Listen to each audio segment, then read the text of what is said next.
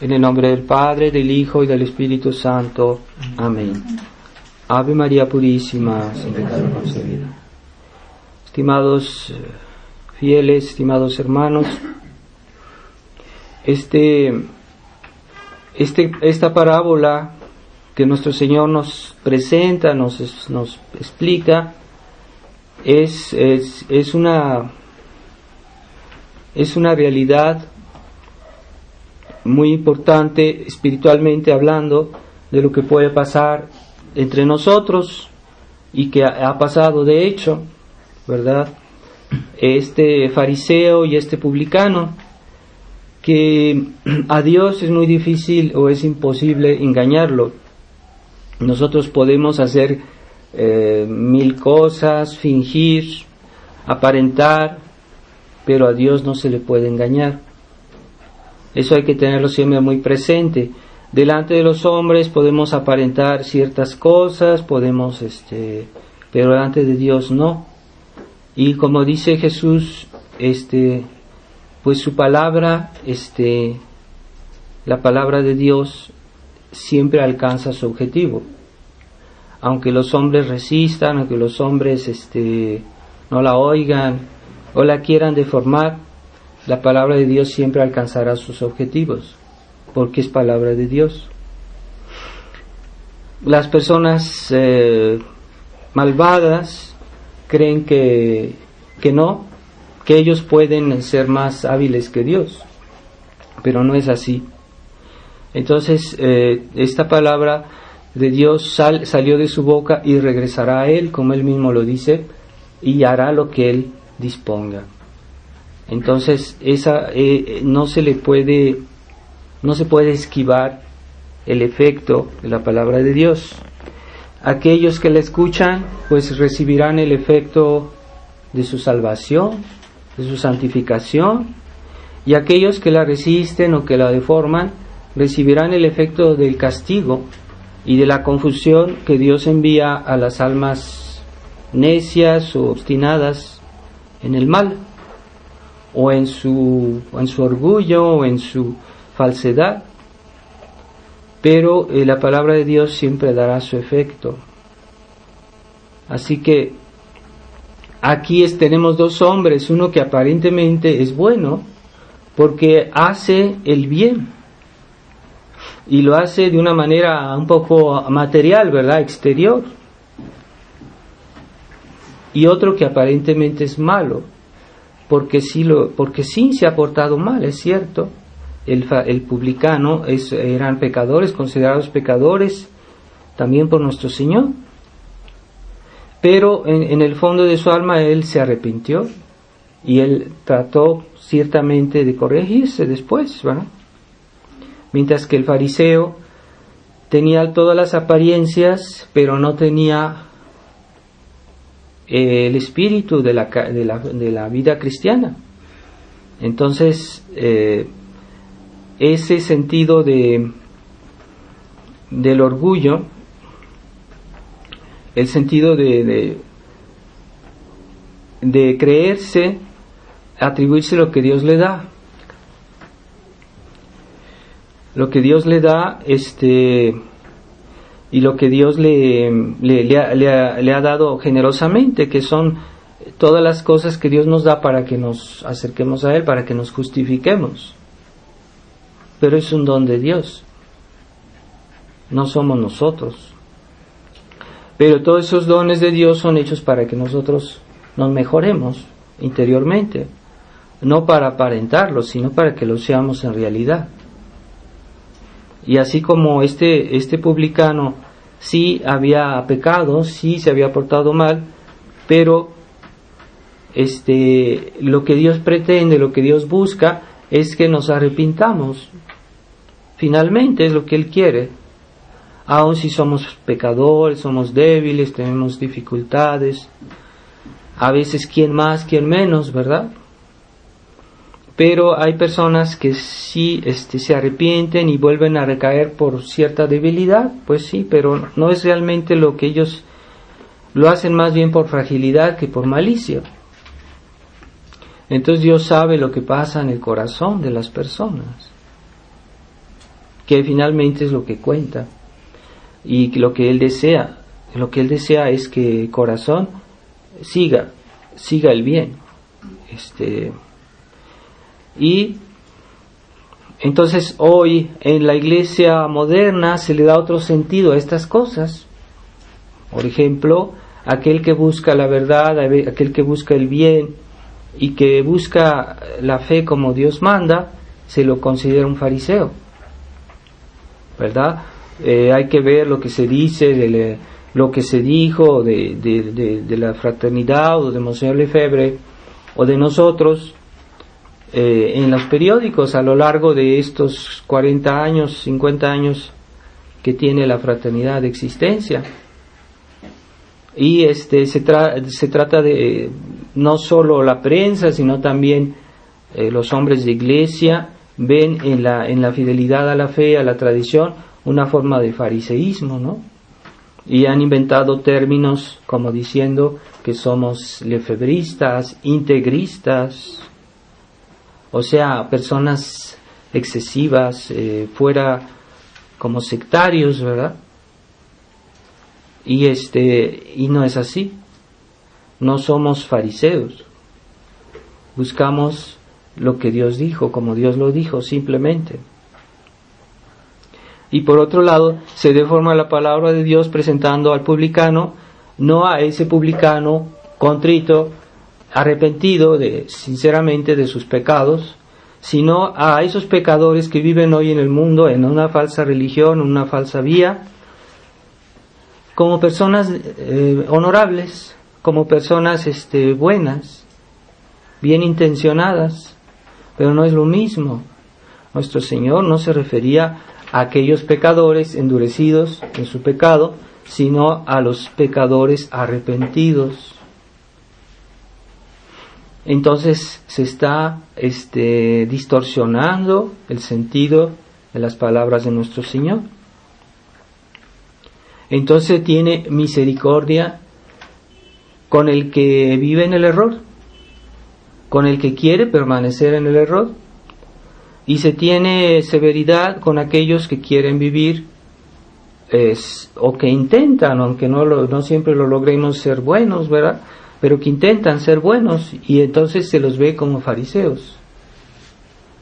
Pero ahí está una deformación, porque el fariseo era alguien que en realidad no vivía como él lo decía, porque se sabe muy bien, y nuestro Señor se los reprocha varias veces, que los fariseos tenían las apariencias, pero en su vida privada se portaban mal. Entonces esos son fariseos, son hipócritas, son falsos. Entonces nosotros, yo pienso que buscamos los verdaderos tradicionalistas, no aquellos que han desviado de la tradición. Los verdaderos tradicionalistas son los que buscan vivir tal como Dios dijo, o sea, tal como la Iglesia siempre lo hizo, lo vivió, como los santos nos lo enseñaron, y no solo ese aspecto exterior de doctrina, de principios, de práctica, ¿verdad?, de la misa, de la liturgia, sino también vivir una vida cristiana, auténtica. Esos son los verdaderos tradicionalistas, no aquellos que están con un espíritu tal vez siempre faltando a la caridad, porque decir la verdad no es faltar a la caridad, o poner el dedo en la llaga no siempre es faltar a la caridad, pero a veces se falta de consideración con los débiles o con ciertas dificultades que podemos tener todos, y ahí ya se puede faltar a la caridad. Entonces es delicado, la vida cristiana es algo delicado, hay que llevarlo con mucho cuidado, porque sí, todos nos podemos equivocar, y de hecho lo hacemos. No hay nadie que sea inmaculado, solo la Virgen fue inmaculada. Entonces tenemos siempre nuestros pequeños detalles, pero cuenta mucho que nuestra voluntad dominante sea buena, ¿verdad? Que a veces digamos, bueno, me equivoqué, bueno, fallé en esto, sí, me doy cuenta, lo reconozco, pero voy a tratar de corregirme, voy a tratar de seguir luchando, Y eso es la vida cristiana, porque pues, somos pecadores. Y cada vez que vamos a misa decimos el Confiteor, porque sí, somos pecadores. La Virgen no tiene por qué decir el Confiteor, porque ella nunca pecó, ni tenía riesgo de pecar, porque era inmaculada. Pero nosotros sí. Entonces hay que tener esa humildad de reconocer nuestros límites, pero al mismo tiempo reconocer la verdad, toda la verdad de la fe, la verdad de de la doctrina, la verdad de nuestro combate y la verdad de nuestro ser personal, verdad, que es también una verdad y que hay que aceptarla en el sentido que hay que sobrellevarla, hay que combatirla, hay que luchar constantemente, y en ese sentido pues debemos ser verdaderos también. Nadie puede pretender ser perfecto ni en su vida ni en sus palabras, porque hay personas que hablan de tal manera que parece ser que nunca se equivocan y son tan categóricos en sus palabras que a veces da un poquito de temor por ellos, porque no debemos ser así. En nuestras palabras debemos tener mirar un poquito, una cierta precaución, porque podemos equivocarnos. Entonces tratamos de no ser siempre tan categóricos, ¿verdad? Y a veces sí, ¿verdad? A veces es evidente que algo es absoluto, ¿verdad? Un dogma de fe es algo absoluto y hay que ser categóricos, claro que sí. Pero ya hay muchos detalles que la Iglesia todavía no nos ha explicado, que la Iglesia todavía no ha zanjado y que debemos, hay un margen de opinión, pues sí, la Iglesia en ciertos detalles, ¿no? No hay que exagerar, ¿verdad? De poner todo en tela de juicio, y hay verdades que no son de fe, pero que son verdades teológicas, como dicen los teólogos, y que están en los libros católicos, que no han sido definidas, pero que todo el mundo las acepta, que todo el mundo siempre las aceptó, y esas verdades también obligan bajo pecado, no solo las verdades que son de fe. Y hay personas que no comprenden, que no saben, conocen bien su religión o conocen bien la teología, y le dicen al padre, no, eso no es de fe, entonces yo puedo pensar lo que quiera. No, eso es un error.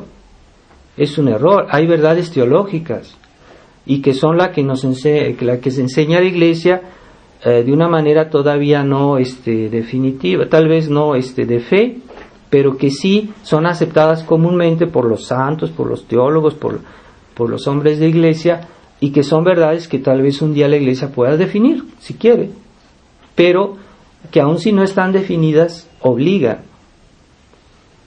Entonces hay que tener cuidado cuando tenemos opiniones y no están bien fundamentadas. A veces cuando uno no sabe y no está seguro, es mejor no ser tan absoluto. Y hay que recurrir a personas calificadas. ¿Quiénes son las personas calificadas? Pues es, por ejemplo, una sacerdote que tiene estudios, que tiene formación. Normalmente es para eso. No son esos sacerdotes que se han ordenado de una manera un poco mucho de una manera anormal, ¿verdad? Porque sabemos que hay muchos sacerdotes sedevacantistas que fueron ordenados de una manera muy apresurada, si no tienen formación. Y además, a veces también se puede uno poner en duda la validez de su ordenación.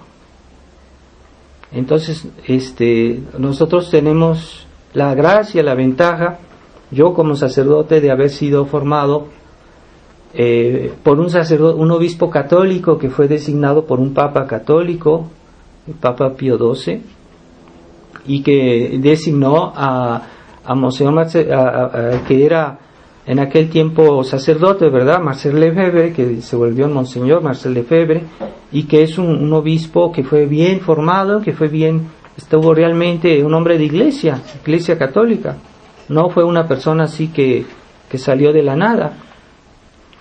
Y su obra pues es algo sólido, por lo menos lo fue, hasta que no hubo esa infidelidad, ¿verdad?, de algunos jefes de la fraternidad. Pero sí, entonces podemos considerar que estamos en la línea de la Iglesia. y no es esos hombres que se han autodesignado, ¿verdad?, para ser sacerdotes o obispos, porque la designación para que alguien sea obispo o sacerdote debe ser hecha por la Iglesia. Pero en el caso de la fraternidad sí se hicieron las cosas en regla, gracias a Dios. Pero hay de nuevo esa fragilidad humana, esa debilidad humana, esa malicia humana que puede echar a perder las mejores cosas, ¿verdad?, de Dios. Es como un cristiano que es bautizado, una persona que es bautizada, pues su alma es muy bella, su alma está santificada por la gracia, pero él puede echar a perder todo eso. Si hace pecados, si hace tonterías, los puede echar a perder. Entonces es frágil los dones de Dios, en cierto sentido son frágiles, no porque lo sean en sí, sino en razón de nuestra fragilidad, ¿verdad?, porque los podemos perder por nuestros defectos, nuestra malicia.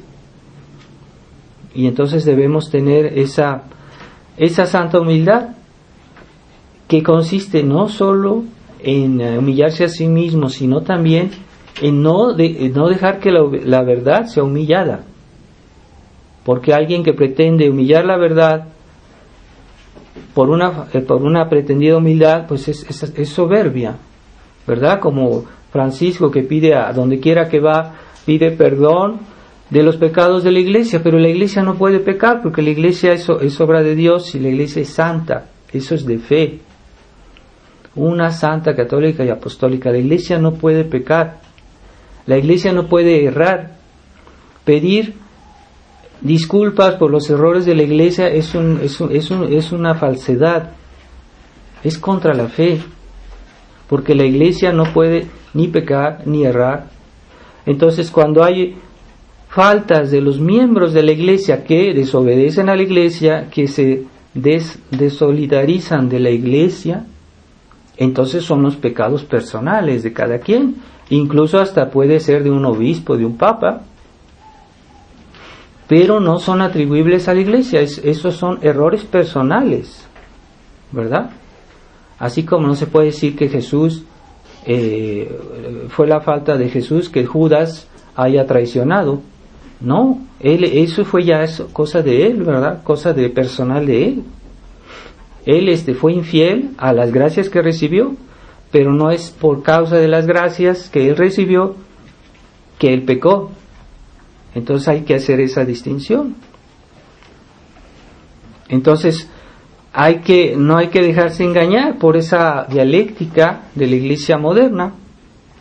Entonces quieren tener misericordia con aquel que vive en el mal y que no quiere salir de él. La misericordia exalta la justicia, porque no es posible tener misericordia si no se tiene una noción de justicia.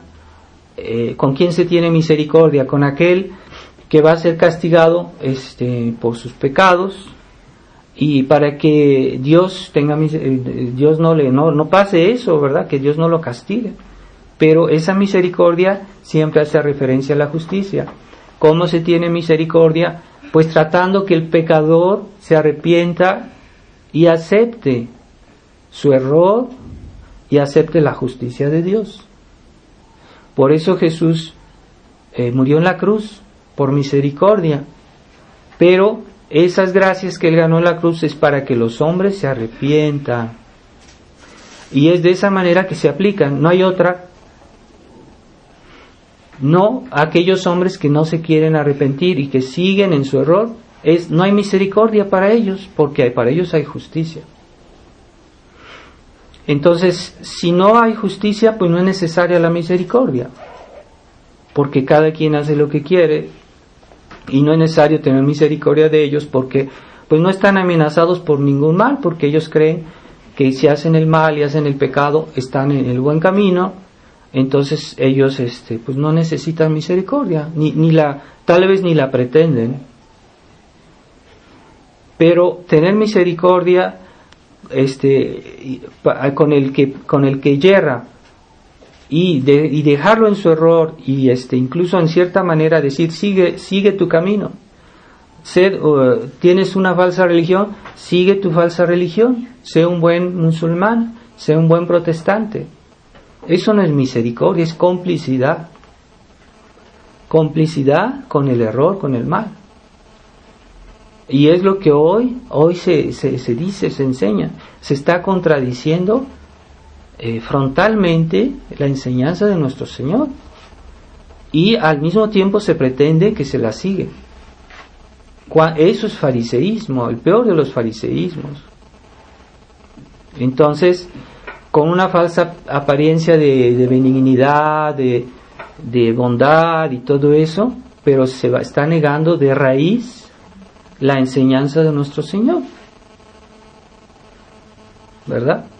Entonces es justo que los que aman a Dios, que creen en Dios, reaccionen delante de esta situación y traten de hacer las cosas bien. Y no es fariseísmo, es celo por la verdad, celo por el bien y celo por el amor de Dios. Que Dios sea respetado, que Dios sea oído, que Dios sea amado. Eso es verdadero celo. Pero puede haber el exceso de celo, como lo decía en otra ocasión. En las virtudes morales se puede pecar por defecto, por exceso. El defecto es cuando uno no hace suficiente, y el exceso es cuando uno hace de más, y entonces se cae en otro defecto, en otro vicio.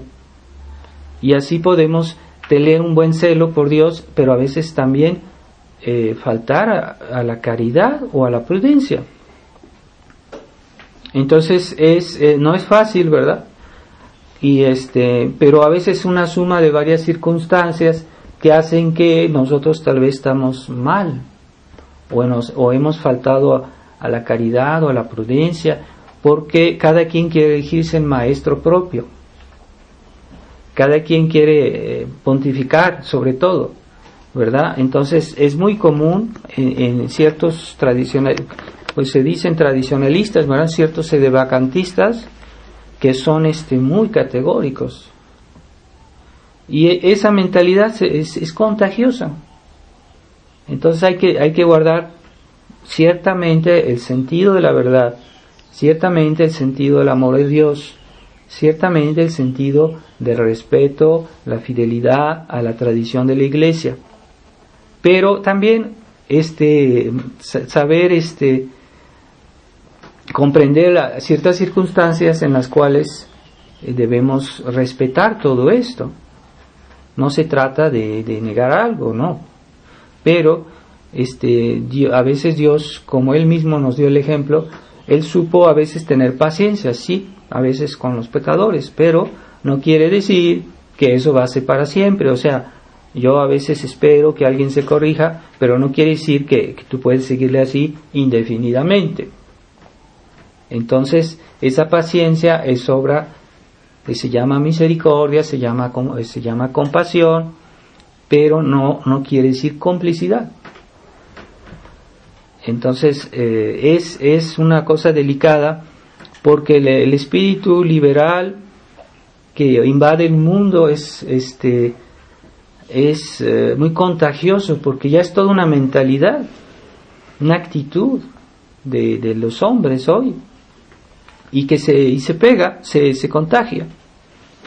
Entonces debemos tener siempre cuidado, el permanecer en la humildad, en la verdad, pero también pedirle al Espíritu Santo que nos ayude, porque es difícil no dejarse contagiar por algo que en este mundo que nos quiere contagiar, esas ideas o esa actitud, esa mentalidad, de esa soberbia del hombre moderno, que no es solo el liberalismo, ¿verdad? Hay toda una suma de errores que se han difundido en el mundo, que hasta se enseñan sistemáticamente en las escuelas, en los medios de comunicación. Es algo que está querido, programado sistemáticamente para que la gente deformar el espíritu de la gente. Entonces se necesita una ayuda especial de Dios en nuestra época para resistir a esa avalancha. Se necesita la gracia de Dios, Si no rezamos, si no vivimos en gracia de Dios, si no tratamos de superarnos espiritualmente hablando, pues también vamos a ser presas de esas ilusiones diabólicas, que el demonio está presente en este mundo y activo. Entonces él también trata de empujar, de seducir a aquel que se quiere dejar seducir, porque cuando alguien se deja seducir es culpable. No es simplemente me engañaron, no, es que ahí hay un problema de infidelidad también. Aquel que se deja engañar también es culpable. No en todos los casos, hay casos en que, pero cuando se trata de la infidelidad a la gracia, ahí sí es culpable. ¿Por qué? Porque Dios nos está ayudando y resistimos. Por quedar bien con fulanito, por quedar bien con el mundo, por quedar bien con nuestros gustos, nuestras pasiones, entonces sabemos en cierta manera que estamos resistiendo a la gracia. Sí, entonces así hay personas que pierden la fe, que se hacen protestantes porque tiene muchos miembros de su familia que lo presionan y le dicen tú tienes que ser como nosotros, y entonces él se deja engañar y es culpable. No, hay personas que realmente a veces caen en ciertos errores porque son muy ignorantes, pero no es lo mismo, es realmente una falta de advertencia. Pero hay en cuestiones de fe es difícil no tener advertencia. Alguien que se hace ateo, ¿cómo lo va a hacer sin advertencia? ¿Cómo puede perder la fe sin advertirlo? Entonces ahí no hay que uno dice no lo sabía. Pero a veces en ciertos puntos sí el mundo engaña a la gente. Puede pasar que hay personas que no saben nada y que se dejan tal vez engañar en ciertos puntos, pero ya a un nivel más profundo de la fe no tenemos que tener conciencia, o de alguna manera nos damos cuenta que esta religión que nos presentan es una de tantas, ¿verdad? Y ¿por qué tiene que ser esa la verdadera? Pues es evidente que no es serio, que no es creíble. Entonces es una cuestión de oportunismo. Y entonces pidámosle a Dios que nos dé ese sentido, sí, porque no hay que perderlo, el sentido de la misericordia con los pecadores, con las personas que viven en el error, a veces por su culpa, pero no es por las mismas razones que hoy se dice, ¿verdad? Así como una especie de complicidad, ¿verdad? Sí, yo misericordia, nada más a tu persona como tal, pero no toma en cuenta ni tus relaciones con Dios, ni tus relaciones con la verdad, ni tus relaciones con la justicia. Entonces simplemente es la adoración del hombre, el humanismo, y ya el hombre se justifica por sus relaciones con Dios. Y si sus relaciones con Dios son malas, no está en un estado de injusticia y merece castigo. Lo único que nos puede justificar es Dios, por su verdad, por su bondad, su gracia. Y ahí está.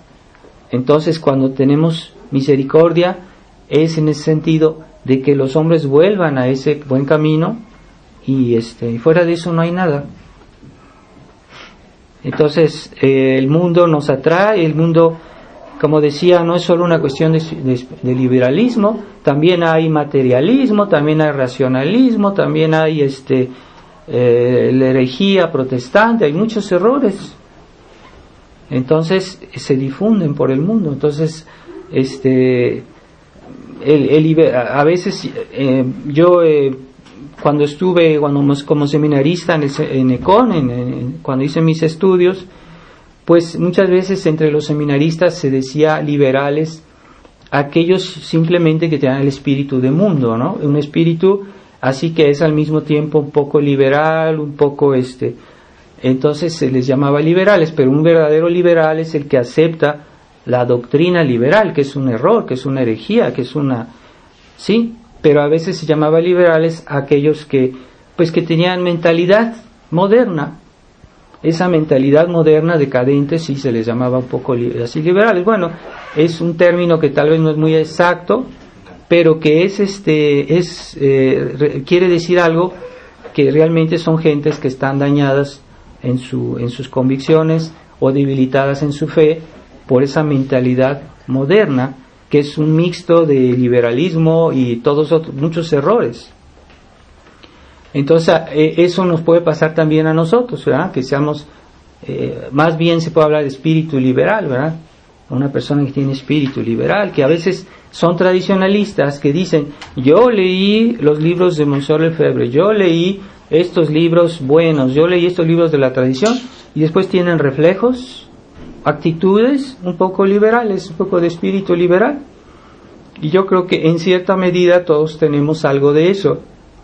Por eso se necesita humildad, y tengamos siempre esa humildad de no ser tan categóricos, y dar lugar a veces a la duda en nuestras opiniones, para poder, si tenemos una opinión, no seamos tan absolutos en ciertos puntos, pero hay unos que sí realmente son y la doctrina de la Iglesia, y no podemos ahí transigir.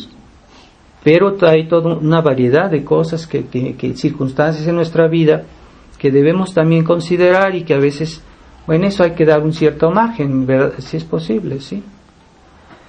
Pero ese sentido de lo que es de la Iglesia, lo que no lo es, son muy pocas personas que lo tienen realmente. A veces así que algunos dicen, no, esto es absoluto, y se equivocan. Y hay otros que dicen, no, esto no es absoluto, y se equivocan. Entonces, ¿cómo saberlo? Pues hay que formarse bien, hay que vivir bien su vida cristiana y referirse a todo lo que se enseñó y se vivió, no solo se enseñó, antes de este famoso concilio. Y ahí ya tenemos una más garantía, ¿verdad? No es nuestra persona, no es nuestra opinión, nuestro juicio, sino es lo que la Iglesia es, lo que la Iglesia fue, lo que la Iglesia será siempre. Entonces, vamos a pedirle a Dios que esta parábola del publicano y del fariseo y el publicano, pues la entendamos no solo así exteriormente, sino que entendamos lo que Jesús nos quiere decir, y que sepamos aplicarlo como Jesús lo entendió en nuestra vida, como la Iglesia siempre lo explicó, y no esa nueva explicación del Evangelio, que es una deformación. Así como es la teología de la liberación, se refiere siempre al Evangelio, pero le da todo otro sentido que Jesús le dio. Se pueden manipular las palabras de una persona, alguien nos dice algo y decimos, él dijo esto, pero lo dijo, y le doy otro sentido. Pues así también la palabra de Dios se puede deformar por nuestra interpretación, ¿verdad? Que es afectada, que es tal vez malintencionada, o a veces puede ser errónea, pero pidámosle a Dios que nos libere tanto del espíritu de falta de misericordia, tanto del espíritu de este fariseísmo, o de un celo errado, o de un celo que no es conforme a todas las virtudes cristianas, porque todas las virtudes cristianas son y serán armónicas. Entonces hay que saber tener el sentido de la armonía de todas las virtudes. Le pedimos esta gracia a Nuestra Señora, que nos dé siempre la gracia de la fidelidad a toda la verdad de Dios. Ave María Purísima. En nombre del Padre, y del Hijo, y del Espíritu Santo. Amén.